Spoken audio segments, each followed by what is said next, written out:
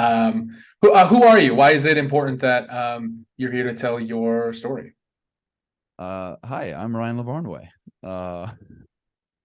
Uh, for me, the biggest fear I've had in my life is not reaching my potential and underachieving.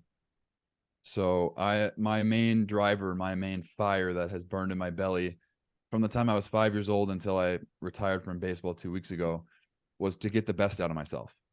And that meant 5 a.m. weight rooms sometimes. That meant there was a 2-month period when I was in college where I wore a weight vest every second that I was awake. That has meant all sorts of, diets that involve, trying to get my body in the right shape. And that has involved doing a lot of sports psychology and mental training and mindset, because objectively, I was a late grower. So I wasn't the biggest, strongest, fastest kid. You've played with me, so I wasn't the fastest adult either. I'm not super athletic. I have limitations in my hips and my ankles with flexibility. I have an average arm strength, but I was somehow able to play in the big leagues for 10 years and win a World Series and play in the Olympics and do an Ironman and all these incredible things that 5-year-old Ryan would be so proud of, and have no idea that they were possible. So I'm here to share with your audience that anything is possible. And if you put your mind to it and work hard and do the right things for you, then you can get the most out of yourself also. What kept you going? 10 years in the big leagues is I'm sure one motivation, but 15 years in professional baseball in total, when there were probably a lot of doors that you could have walked down a lot of different times. Why stick it out for that amount of time? Yeah, that's a great question. Because, it's easy for me to say I had 10 seasons in the big leagues.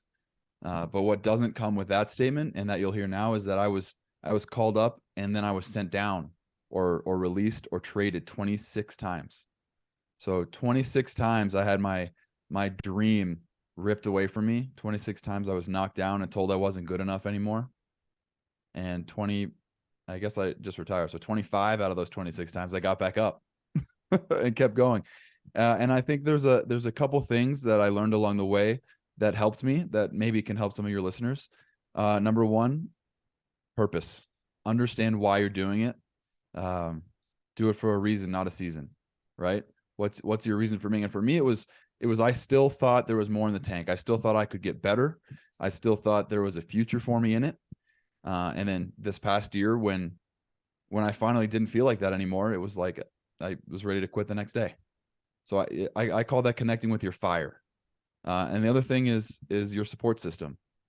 And I call that, leaning on your family and your chosen family. I don't think it needs to be your biological family, but everybody, in my opinion, everyone needs 6 people in their lives.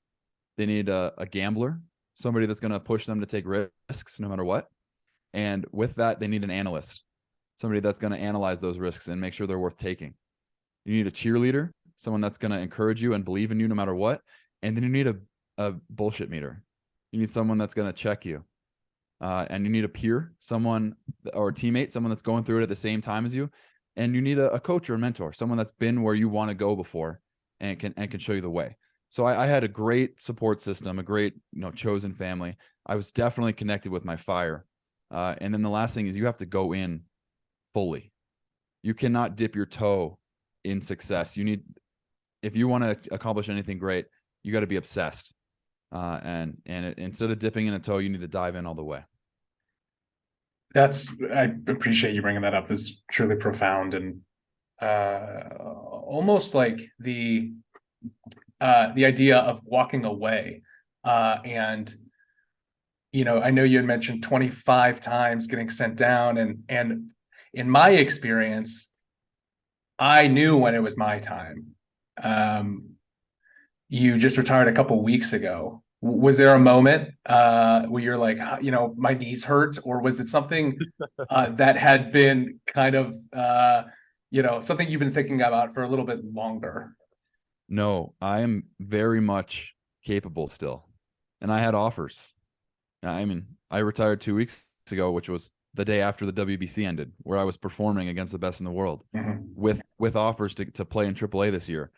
For me, it became the sacrifice that comes with playing professional baseball no longer outweighed, or the upside and the love for the game no longer outweighs the sacrifice.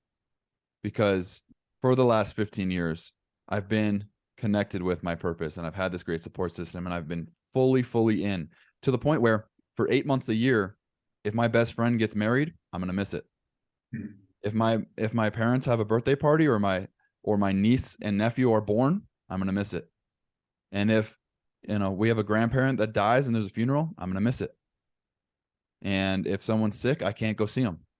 So there's a sacrifice that comes with it. And I with those 26 send downs and the 8 different teams I played for in the major leagues, I moved across the country 56 times in the last 12 years and paid rent in 33 different cities.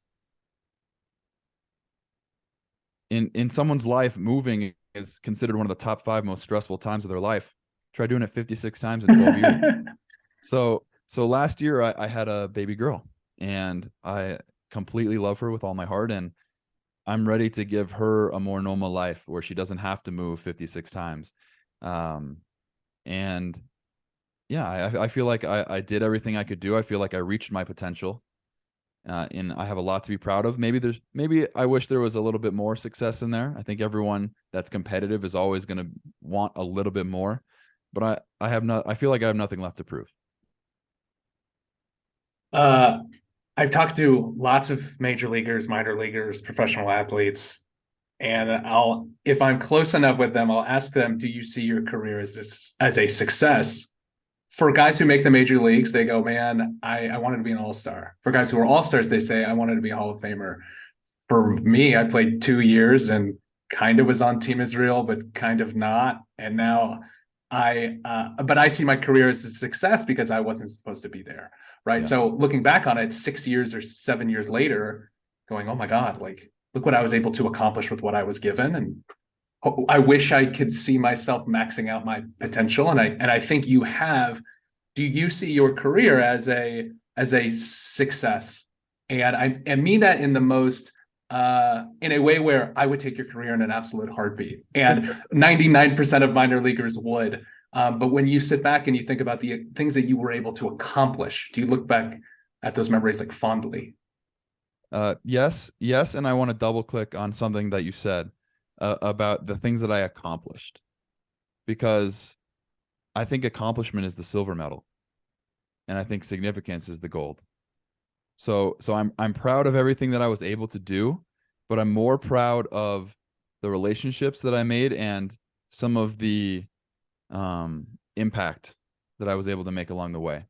And that's something that didn't really occur to me as something that should be a priority until the second half of my career. When I wasn't striving to climb the mountain as a single-minded purpose anymore. When I shifted to more of a leadership role on the teams I was playing, more of the veteran presence and more of a backup player, honestly, being a good person became more of a priority. Giving back to the community I was playing in became more of a priority. There was a time in 2018 when I was with the Pirates organization in AAA Indianapolis that I did some hospital visits, and there was a little girl named Lydia who was awaiting a kidney transplant. And everyone in this area of the hospital was understandably a little sad, but not Lydia. She was in a princess tiara, in a tutu, playing cards. She taught me a new card game. I don't know that there was any rules to the card game, but she taught me a new card game which she won. And 2 weeks later, she got her kidney transplant, and we're still in contact. She's thrown out the first pitch on the anniversary of getting the transplant, and it's incredible that in this time of her life that she was objectively in a just awful place, that they let me in the room because I had a uniform on, not because I was Ryan, because I was Ryan the baseball player. And those opportunities are so rare, I think, in this life, that to have the opportunity that because you're wearing a uniform, you can go in the room during someone's toughest time and maybe help them smile, those are the things that I look back on as a success. Mhm. Makes me think about like being in Brooklyn and there were 5,000, 6,000, 10,000 people a night watching the Cyclones and signing autographs for so long, 4 games, during games. I wasn't playing much, so I had time to do that. I signed until my fingers bled.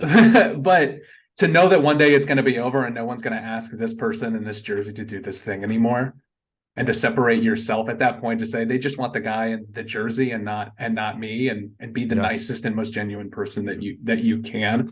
And it was really nice to relive that and almost have that big league experience when we were doing the Team is Real barnstorming. Yeah.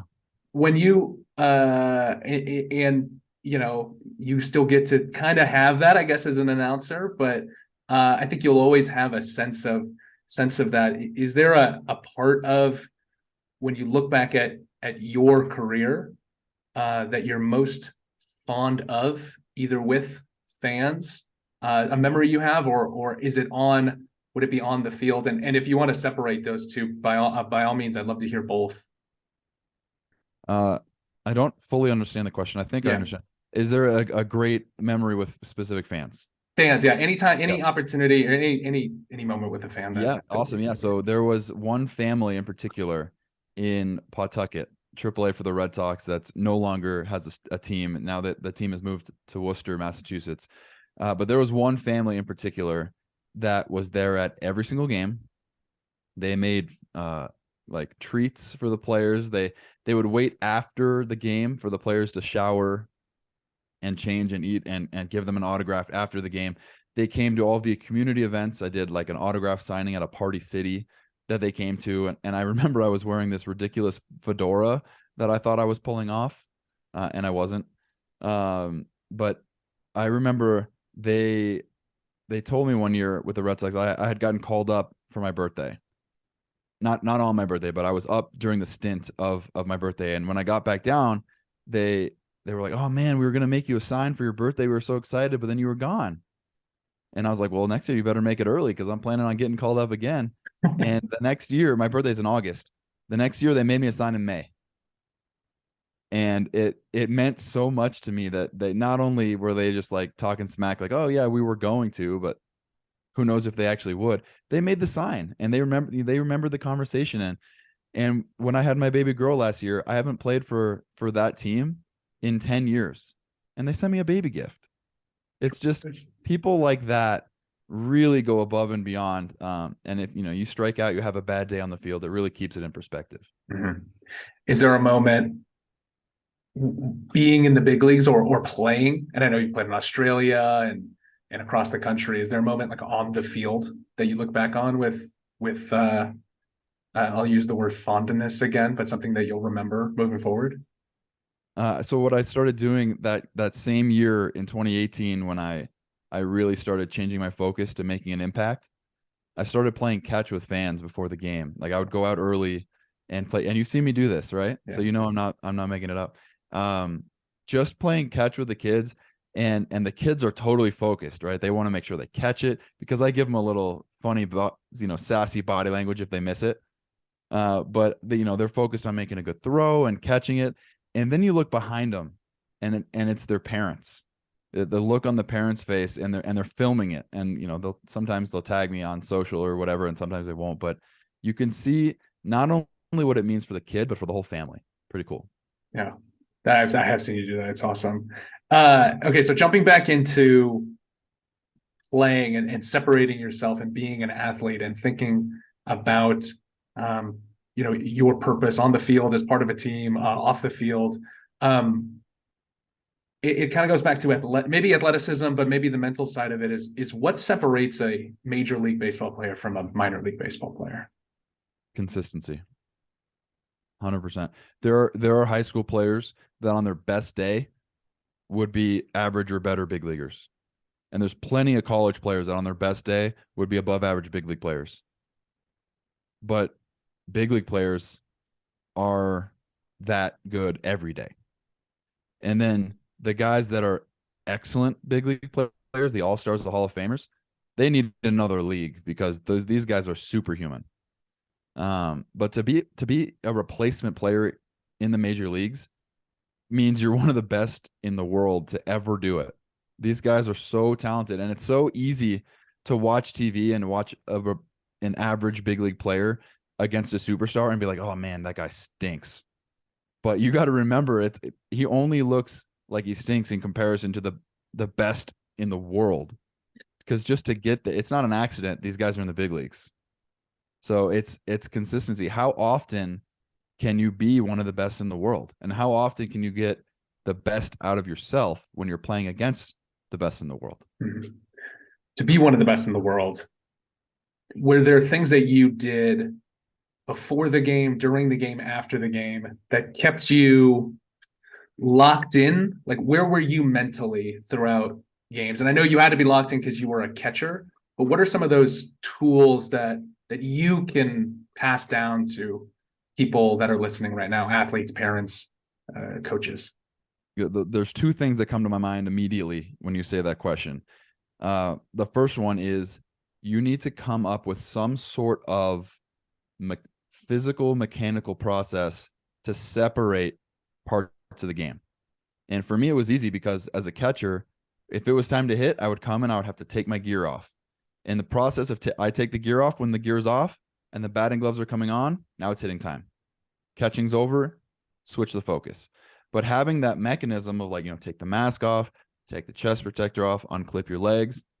It's like you're telling yourself it's time to do something else now. And then you hit or you don't hit or you strike out, you do whatever, put the gear back on, clip the shins, throw the chest protector over your head, put your mask on. Now it's time for defense. And there's so many players that have a hard time separating the two, because if you make an error on defense, don't let it leak into your hitting. If you're hitting and you suck, don't let it leak into your defense. And that's a universal principle, right? If you have a bad day at work, but you still want to be a good parent, on your drive home, you better have some sort of mechanism to separate it and go show up for your family.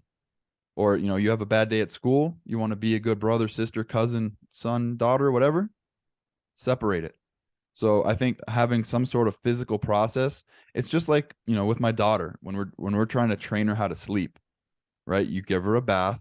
So she gets used to warm water. We're leading to bed. Then you give her a bottle, change her diaper, put in her PJs. There's a process. So she knows what's coming. You train her. You can train yourself to do the same thing. The second thing, you talked about being locked in all the time. I think that rest is so underrated in this society that we have of like go, go, go, go, go all the time. Have you ever noticed that no one talks to the starting pitcher on his start day? Yeah. And in between innings, the starting pitcher comes in the dugout and maybe they say like, hey, we want you to work on this, but then you leave him alone. Like, I think that is like the one area we've actually perfected. Let him rest physically, let him sit down, and let him rest his mind also. You can't be go, go, go all the time. You need to rest physically, and you need to be able to check out mentally at some point too. That's really interesting.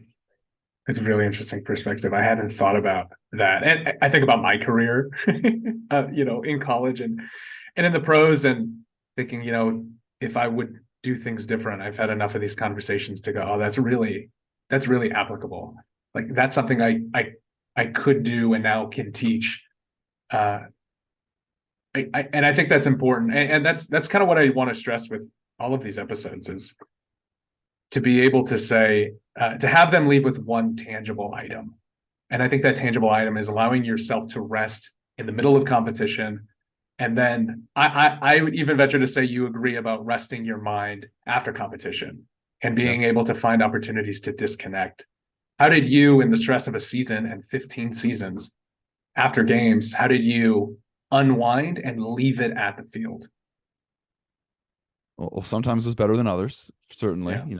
I've never been perfect, never close. I enjoyed ice baths post game. That like was literally what helped me cool off, if you know. I also had times where I would eat my feelings. There were some times where I got a little heavier during the season because there were some chocolate chip cookies at night. Eat happy, not healthy sometimes. That's okay every once in a while. Yeah. So, sometimes I wanted to talk about it. Sometimes I didn't. And I don't think I ever perfected it to give you an exact recipe, but different people do it different ways is what I could say. Who was the best player you ever played with? Well, so far I've had one former teammate make it to the Hall of Fame. So that's an easy answer. And that's David Ortiz. What was it about David Ortiz that separated him from everybody else? So many things. Consistency. Yeah. Unbelievably disciplined to his routine when it came to hitting. And he only hit really. But if you watched him hit and you paid attention to what he was doing, every round or every day during BP, each round was the same thing. You know, first round, he's trying to hit line drives down the opposite field line. Second round, he's trying to hit ground balls up the middle. And then third, fourth round, he's trying to hit it as far as he can on the pull side. But every day was the same thing. He didn't skip hitting it to the other side. He didn't skip hitting it up the middle. You know, it would be easy to just hit it as far as you can every time in batting practice, but he did the things that were less fun to make sure that he was ready to do the things that were fun when it mattered later. Another thing was he was really smart. He understood the game, and he understood what other pitchers were trying to do to him in different situations of the game. And I can give you one specific story. There was a right-handed rookie that we were facing. We were at home in Boston. And David didn't come to the dugout very often. He would sit in the clubhouse, he'd watch the game on TV, and then when it's his turn to hit, he'd come out and then he would disappear. So you wouldn't see him on TV in the dugout because he wasn't there. But he was leading off the next inning, so he was out there in the on-deck circle, and he stayed for one inning. And I happened to be sitting in a part of the dugout where he ended up sitting next to me. He wasn't talking to me, but he was talking to the guy next to me, so I was overhearing. And he said, "I never faced this kid before, but I'll tell you what's going to happen right now. He's going to throw me 2 breaking balls on the outside part of the plate. I'm going to take him. It's going to be 0-2. Then he's going to try to get me to chase one down. He's going to bounce it. I'm not going to swing at that one. Then he's going to throw a fastball up. See if I chase that. It's going to be 2-2. He's going to hang a curveball. I'm going to hit it over the monster opposite field." And exactly that happened. So it was the physical discipline and the physical talent and ability to be able to do it, but the vision and the understanding to be able to see it in his mind before it actually happened. That's incredible. I love those like little anecdotes. Those are things that right? Now I'm in awe, right? That he was able to understand that. He understands the game so much that he can do that. And the ability to then go execute it. Yeah. Is what really puts it over the top. I have gone way overtime with you, so I appreciate your perspective. I think I asked everything that I wanted to ask. I think for the purpose of our episode, I think I've accomplished what I think you've been so grateful in your knowledge that you have helped us. And this is where I cut parts of episodes, but I'm very thankful that you've, given us some of your knowledge, and I do appreciate that.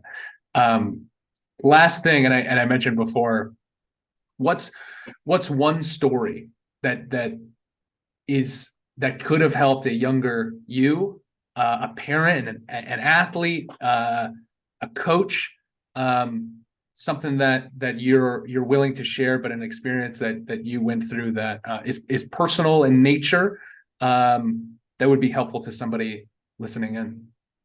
How much time do I get? As long as you want to say it. All right, because I got 2 stories I want to share with you, and these really helped me. I look back on these 2 stories as turning points for me in my career. The first one was in high school, 2005. I'm a senior. I have not been a starter on the varsity team yet. I need to play a position that is not my position because somebody in my grade is better than me. So in order to get my bat in the lineup, I need to go out and play left field, but I'm a catcher and I'm slow. Our coach, before practice, Coach Matt LaCour, looks around the group. We're stretching. Says, "Who's going to hit 4th for us this year?" And I knew it wouldn't be me because I was not the best player on the team. Casey had a scholarship to Cal State Northridge. Sam had a scholarship to UC Irvine. We had 4 other guys with scholarships. I had no offers yet, but I'm 17 and I'm a smart aleck. So I say, "Hey, coach, why not me?" And he looks at me, he cocks his head to the side, and instead of telling me, you know, XYZ, he says, Ryan, why not you? The only thing holding you back is your own expectations for yourself. So that seed was planted in my head, and I decided that it wasn't going to be a why not me? It was going to be like, why not me? It is going to be me. In every batting practice, every time I picked up a bat, every time I stepped in the weight room, every time my alarm clock went off at 5 a.m., I was going to make it me. And by the end of that season, I was all conference, and I earned a chance to play in college, and I was hitting fourth every single day. And then a year later, after my freshman year of college, when I had a very average freshman year, our first baseman was awarded all Ivy League. And I looked at my hitting coach, Glenn Lungarini, and I said, I didn't know they did that. That's pretty cool. I want to win that award one day. And he looked at me, and instead of why not me, that happened when I was in high school, he said, why not more? Why stop at all Ivy League? If you're not all American by the time you graduate, you're not living up to your potential. And then why not more became my mantra that summer. When played college summer ball, not in the Cape Cod League, not in the Northwoods leagues, not in the Alaska League, not in the top leagues. I went to one of the worst leagues in the country in North Carolina that ended up going bankrupt 2 years later with the why not more mentality in my head. And every time I picked up a bat, every time I stepped in the box, I told myself, how would an All-American go about this? And the very next year, I won the NCAA batting title. I won the NCAA slugging title.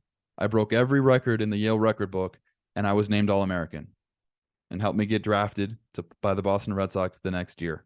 So I ask you, to the listener, why not you?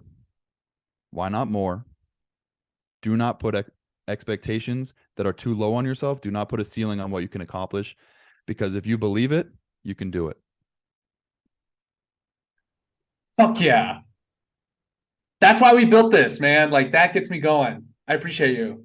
That was fucking sick. And congratulations on all of that. What league was in North Carolina? It wasn't Coastal Plains League didn't go bankrupt. Not the Coastal Plains League. That's where I was. Southern Collegiant Baseball League. Yeah. That was awesome, man. I gave you the bulk of my my keynote that I'm working on, by the way. Right there between that and the 6 roles you need and the go in fully and the find your fire. I've been working on that. That's really good. Thank you. I'm happy I could help you practice. I appreciate you.